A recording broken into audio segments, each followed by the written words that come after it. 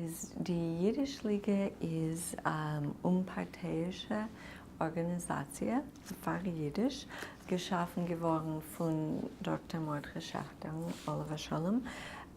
Es ist also ein später dicker Gilgul von einer anderen Organisation, die Frayland-lige, für die jüdische territorialistische Kolonisation, was hat gewollt gefunden ein Heim für Jeden, ergens, nicht in Eretz Israel, ergens in ein Land von Scholem,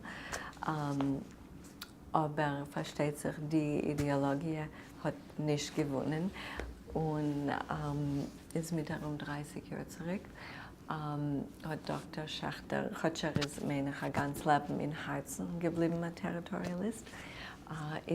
Hat verstanden, als man darf wegnehmen Jiddisch von dem Territorialismus, weil Territorialismus ist sehr nicht populär gewesen, Zionismus hat gewonnen.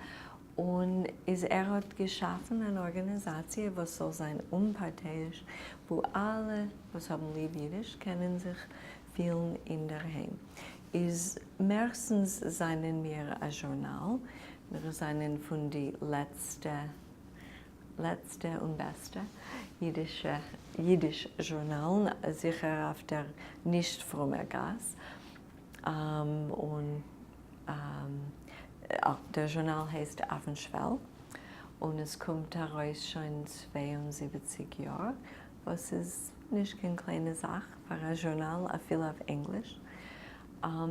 Und einmal ist das Tage gewesen, mehr eine Tribüne für Territorialismus, aber es ist ein Journal für die jüdische Kultur und für das jüdische Leben darf nicht aufgehen. Als Ding bei mir, es wird öfter kommen einmal ein neuer Redakteur, was halt ist, wir sollen reden wegen, ich weiß, dem Kosmos und so weiter, aber das Kosmoniden wollen sich dort nicht besetzen, ist es mir nicht so interessant.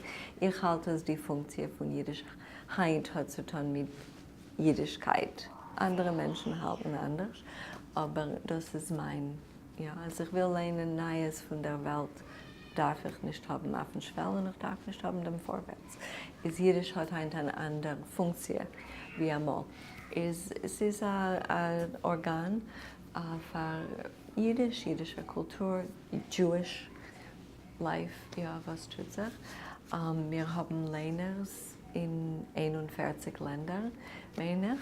Ich meine, our man in Wales ist Tage our man in Wales. Ja, wir haben nicht 10, aber wir haben Emerson in Wales und wir haben Emerson in Finnland und ja, versteht sich Israel, Australien und so weiter. Ja.